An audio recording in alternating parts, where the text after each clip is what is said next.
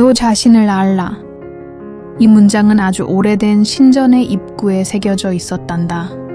하지만 그 문장을 진정으로 이해한 사람은 많지 않았지.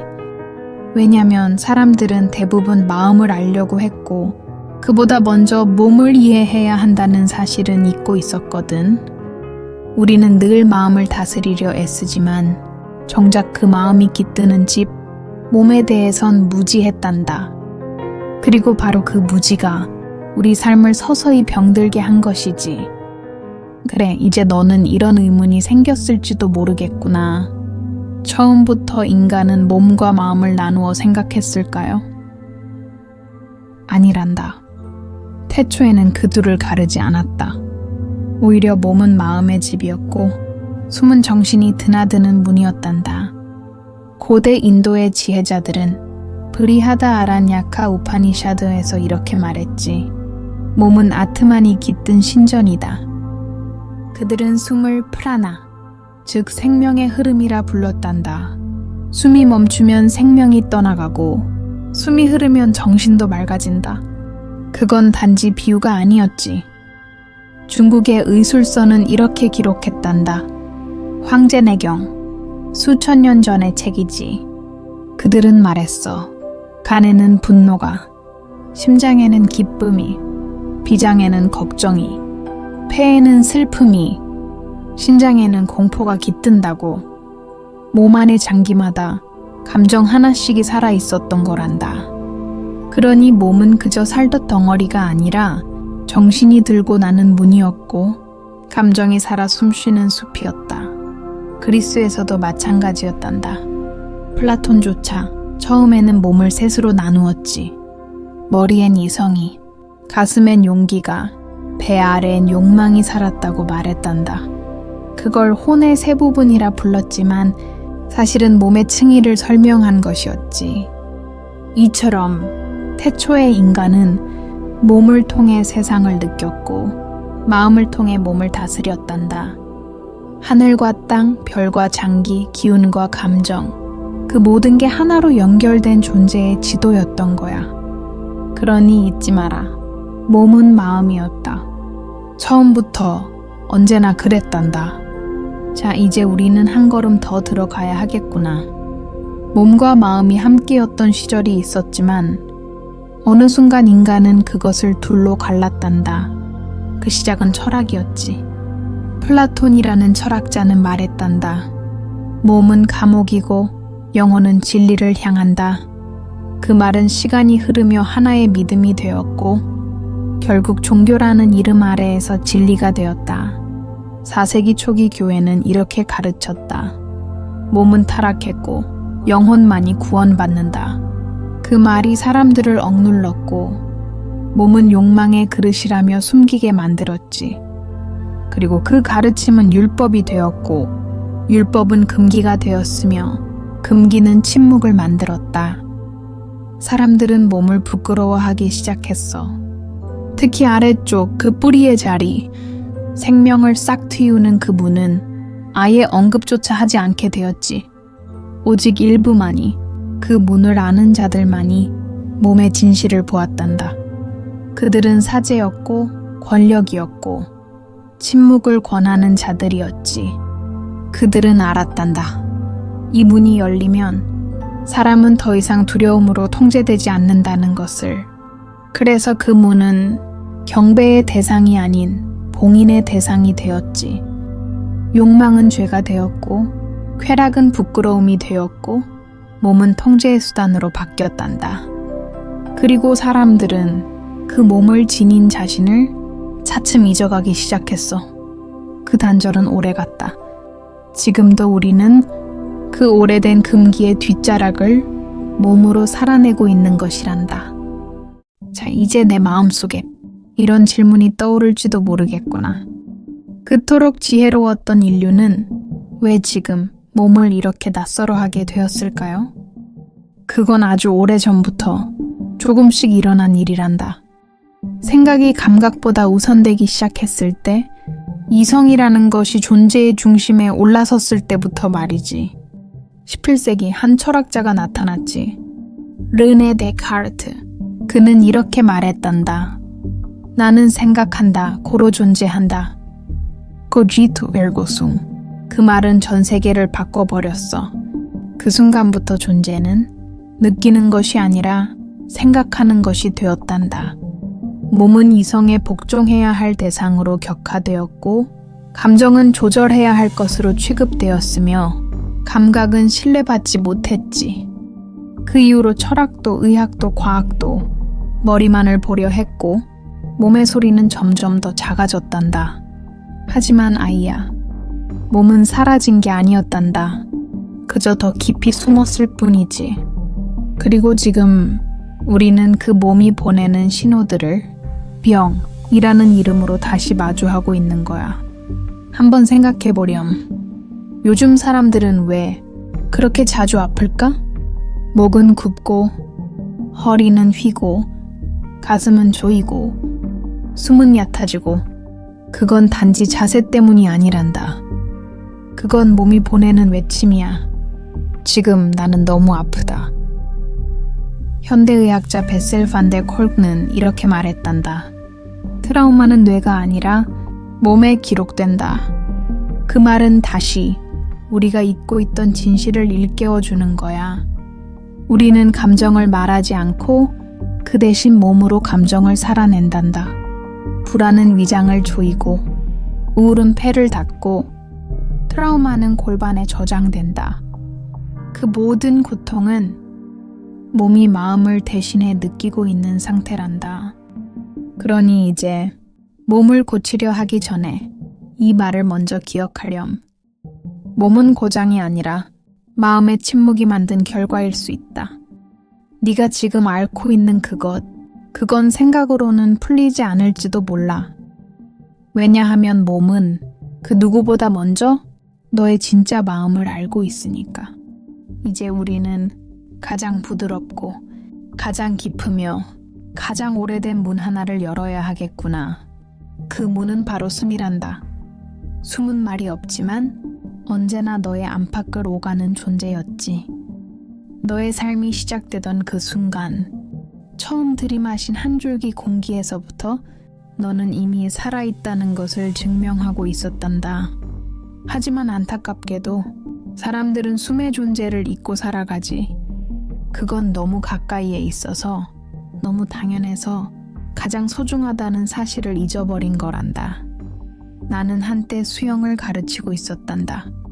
아이들과 물속에서 시간을 보내며 나는 한 가지 사실을 자주 목격했지. 겁이 난 아이는 숨을 멈췄고, 불안한 아이는 몸이 굳었지. 그 아이들은 물 위에 뜨지 못했어. 움직이기를 포기하고 한쪽 구석에서 두려움에 갇힌 채 서 있곤 했단다. 하지만 내가 곁에서 부드러운 목소리로 말했을 때, 괜찮아. 지금 너는 안전해. 조금씩 천천히 해도 괜찮아. 그 말이 숨결처럼 닿았을 때 그 아이는 서서히 숨을 다시 쉬었고, 어느 순간 물속을 자유롭게 누비며 웃고 있었단다. 나는 그때 깨달았지.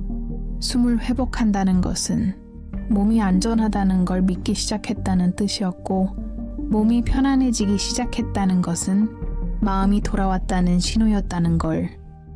고대의 스승들도 이 사실을 이미 알고 있었단다. 인도에서는 숨을 프라나라 불렀고, 중국에서는 기이라 했으며, 서양에서는 스피릿, 곧 영혼이라는 말 속에 숨을 담아두었지. 숨은 단순히 공기를 마시고 내쉬는 일이 아니었어. 그건 존재가 지금 이곳에 있다는 증명이었지. 스승 중 한 분, 틱나탄 스님은 이런 말씀을 남기셨어. 당신의 숨을 의식하는 순간 당신은 집에 도착한 것이다. 그래, 그 말은 단순한 시가 아니었단다. 우리가 자꾸만 과거로 떠돌고 미래로 불안해지고 마음이 멀어질 때 숨은 언제나 지금 여기에서 우리를 기다리고 있었다. 그러니 기억하렴. 생각은 떠돌고 기억은 흐려지더라도 숨은 언제나 내 곁에 머물러 있단다. 네가 숨을 바라보는 순간 너는 다시 몸으로 돌아오고 마음으로 되돌아온다. 회복 솔루션, 몸에서부터 다시 시작하기. 호흡 478 호흡법. 이 호흡법은 고대 요가의 프라나야마에서 비롯되었고 하버드의 Dr. 앤드루 웨일리 현대의학에 적용했다. 4초 들이쉬기, 7초 멈추기, 8초 내쉬기. 북요감 신경이 활성화되고 심박이 안정되며 마음이 이완된다. 단순하지만 강력한 회복. 그것은 당신의 숨을 회복하는 것에서 시작된다. 가슴 펴기, 마음을 여는 물리적 열쇠. 등 뒤로 손을 깍지, 가슴을 활짝 열고 하늘을 바라보며 3회 깊게 숨쉬기. 이는 단지 자세가 아니라 마음이 밖으로 향하고 있다는 신호다. 감각으로 돌아오기, 마음의 집을 찾는 길. 발바닥 감각, 손끝의 온기, 숨이 가슴에 닿는 떨림. 생각은 과거와 미래로 떠돌지만 감각은 늘 지금 여기 있다. 감각을 회복하면 마음도 제자리로 돌아온다. 힘을 빼기, 과잉 긴장에 무의식 풀기. 긴장한 몸은 무의식적이다. 잘하려는 마음, 버티려는 마음. 그 모든 마음이 몸을 조이고 있다. 어깨를 끌어올린 뒤 탁 내려놓기. 턱을 살짝 당기고 혀를 입천장에서 떼기. 내쉴 때마다 가슴과 배에 힘이 빠지는 걸 느끼기. 몸이 풀리면 마음도 풀린다. 마음의 힘은 조이는 데 있지 않고 풀어주는 데 있다.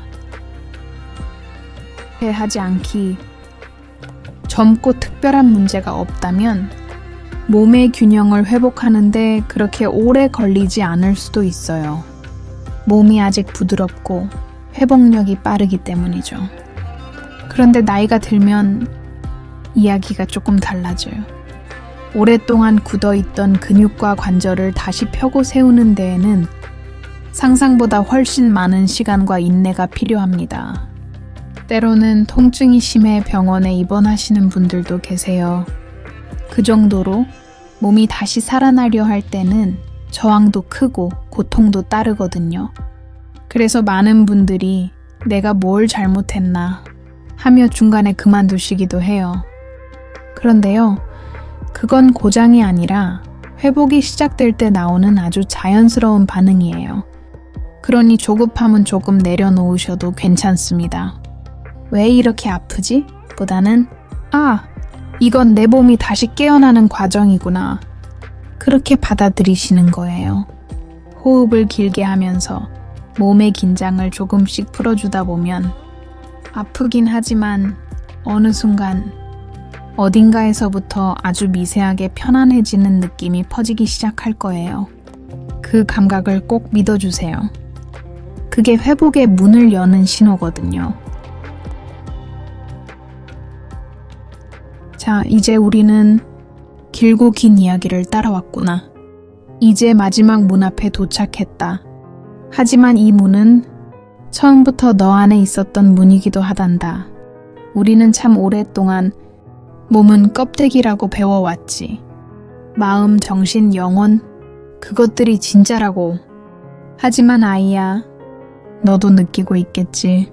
그 말은 반쪽짜리 진실이었다는 걸. 몸은 언제나 먼저 알고 있었단다.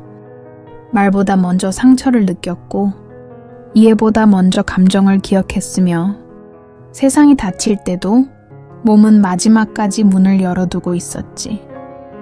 억울함은 어깨를 움츠렸고 외로움은 폐를 조였으며 두려움은 위장을 긴장시켰단다. 몸은 그 모든 것을 말없이 살아내고 있었던 것이야. 루돌프 슈타이너라는 철학자는 이런 말을 남겼단다. 몸은 영혼이 이 땅에 새긴 서명이다. 나는 그 말을 오래도록 마음에 새기고 살아왔지. 그리고 너도 이 말을 기억해주면 좋겠구나. 몸은 관리할 대상이 아니란다. 그건 기억해야 할 너의 첫 언어이자 너의 가장 오래된 집이야. 숨을 쉬고 가슴을 펴고 감각을 느끼며 지금 이 자리에 살아있는 것, 그것이 곧 너 자신을 사랑하는 첫걸음이란다. 몸이 편안해질 때 마음은 비로소 자기 자리를 찾는다. 마음이 제자리에 있을 때 삶은 다시 너에게 문을 열어주기 시작하지. 그러니 기억하렴. 네가 지금까지 겪어온 무력감도 말없이 품어왔던 슬픔도 다 내 몸이 너를 대신해 살아내고 있었던 거야. 너는 한 번도 포기한 적 없었단다. 그래서 나는 마지막에 이렇게 말하고 싶구나. 몸은 마음이었다. 처음부터 언제나 너는 그것을 알고 있었던 거야.